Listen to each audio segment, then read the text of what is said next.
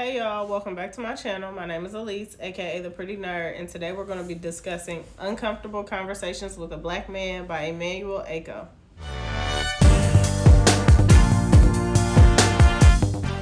The name of the book, as I mentioned before, is Uncomfortable Conversations with a Black Man by Emmanuel Acho. The genre is nonfiction, race, social movements, history, politics, memoirs, etc. I bought the book at Target for $9.99. It retails for $18.99. I started reading the book on January 5th, and I ended the book on January 22nd. There are roughly 224 pages of actual book reading, not including references, glossary, and things of the like. If I had to describe this book in 4 words, I would call it necessary, thought-provoking, timeless, informative. It's only right that I add one more keyword to describe this book because I gave it 5 stars, so 5 keywords for each star. The last one would be a must-read. This book is a must-read. Please spend your coin, go to the library, download the ebook, whatever you need to do to get your hands on it. Please get your hands on it. You would be doing yourself a disservice if you did not. Okay, if you see me looking down, first off, mind your business. Second of all, I'm just playing. I got my notes here. My sister made this really beautiful reading planner for me with my logo and all that stuff on there that helps me keep track of all of my ideas so that I can get the thoughts out and articulate them well for you all. So if you see me looking down a lot, again, mind your business. I'm trying to do right so I can give y'all this review the way it should be given. But so Emmanuel grew up in a middle-class neighborhood. He's Nigerian American. Both of his parents are Nigerian. He went to a private school.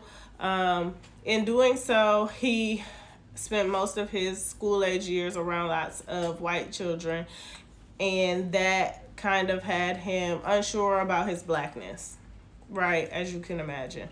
After leaving grade school and going on to college, he went to the University of Texas and seen a lot more people that look like him, from all different walks of life, behaving a different way, which led him to the idea that all blackness doesn't have to look the same. It doesn't behave the same. It doesn't act the same. We are unique people with unique things about us. The thing that we have in general or in common is our blackness. I felt like it was important to note that because in the book he states that his idea is that a person needs to be fully immersed in a culture in order to truly understand that culture and articulate that culture to other people. So having been immersed in the white culture during his school age years, he felt proficient enough to speak on that, as well as being immersed in black culture in his college years, and being a black man, he felt fluent enough to speak on those things. Like, the concept is, can you really be fluent if you haven't traveled to another country and spoke that language, being immersed in that language? So that he used that kind of analogy to say, I've lived both lives, right? So I can come to you and tell you what I know, having been immersed in both cultures, and let's move forward. This book is predicated off of his online series or podcast, also titled Uncomfortable Conversations with a Black Man, where 9 people of color call in and ask race-related questions or questions about black culture, seeking understanding. This book is merely a conversation, right?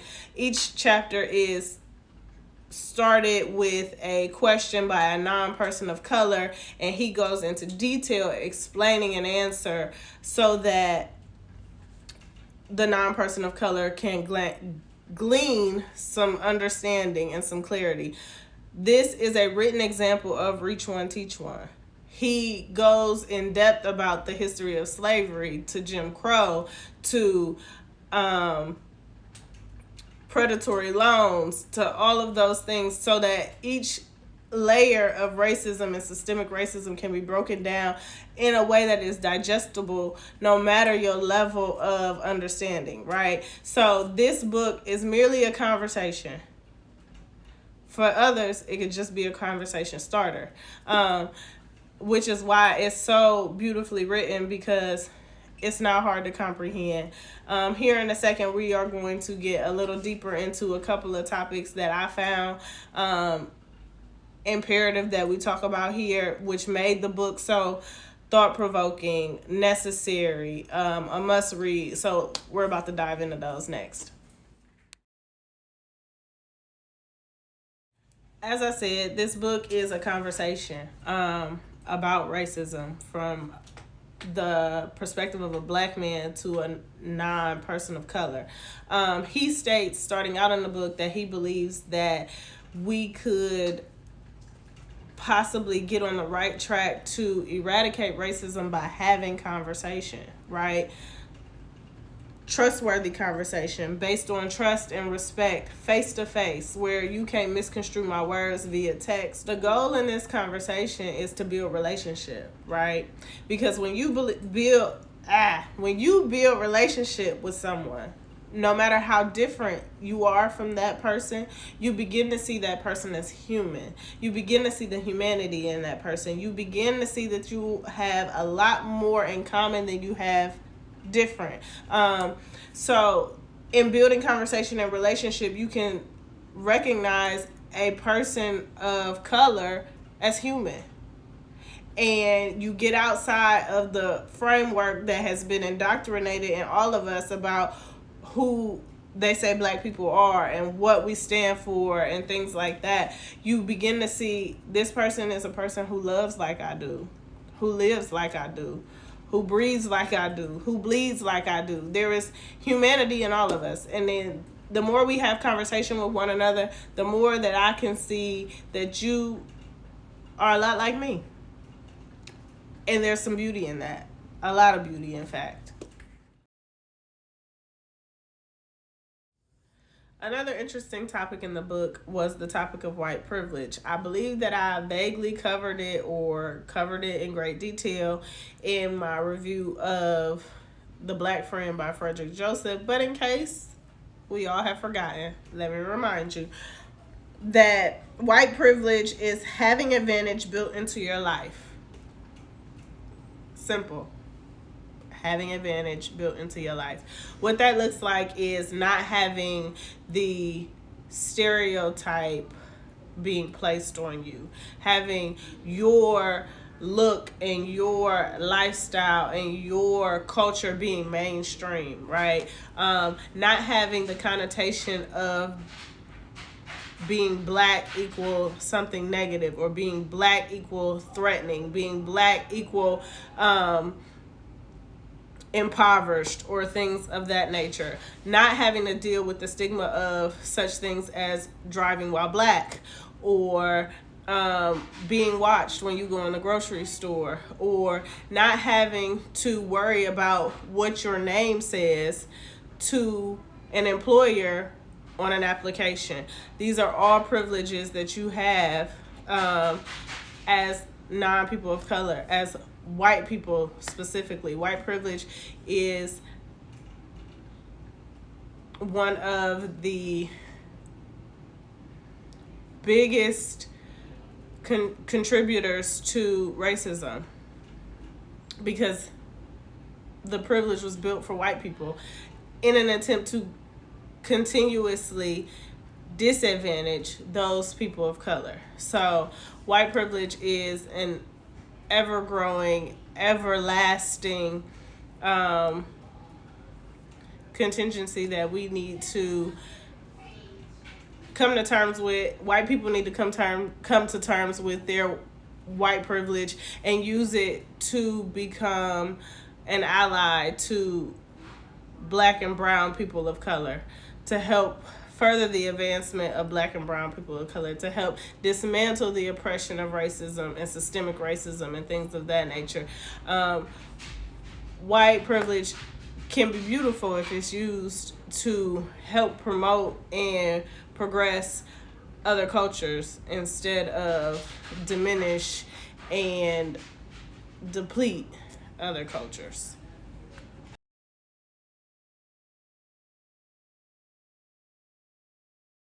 with white privilege comes implicit bias. By definition, implicit bias is stereotypes that are believed because of media, teachings, etc. The reason why I say that with white privilege comes implicit bias is because in the media, while whiteness and white people are mainstream and it is the standard, there is also the negative connotation of black people and them being less than the standard and derogatory and heinous and evil and threatening and predatory and all of those things. All of those things are also in the media, right? And so what it did in terms of like Jim Crow times and slavery times was say that we were less than. And as that media is constantly poured on to people, it becomes ingrained in your mind, ingrained in your thought process, ingrained in how you see people of color. And so you, without knowing and sometimes without intention, prejudge a person because of their color based on the things that you have been shown and taken in, whether subconsciously or not, taken into your mind on a regular basis. Those things have been placed upon you so much. Now you, without thinking, think those things about people of color when you see them. Oh, let me clutch my bag because a black man is walking down the street and it's late at night and I'm by myself. Or let me watch him when he goes in the store because he might be stealing. Or they can't be up to no good. It's a group of black kids, so they gotta be doing something that is not appropriate. Those kind of thought process, to see race and then see as less than, to see as a problem, to see as whatever media has led you to believe all this time. Implicit bias is that. And until white people change the narrative in media about black people overall, we deal with implicit bias on a regular basis, and you have to dismantle each of those things in order to get to a place where we can actively dismantle racism. You can't do one without the other.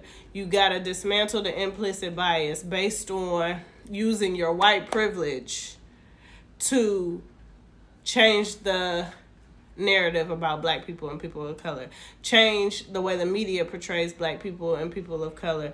They can't all be, the media can't always show drug dealing roles and slavery roles and things like that. You gotta show black people in positions of power, and Barack Obama can't be the only one.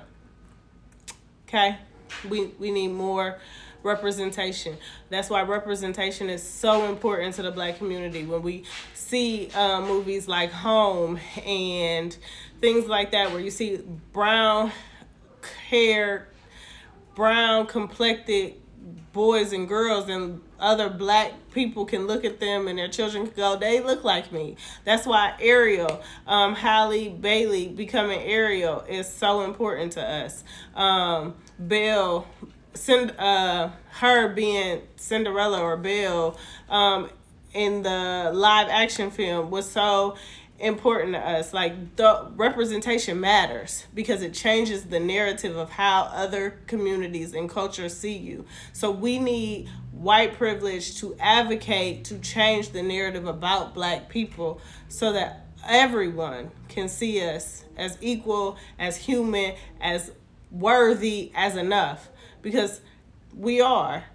But until the conversation changes, the way that people are ingrained to think about us does not change.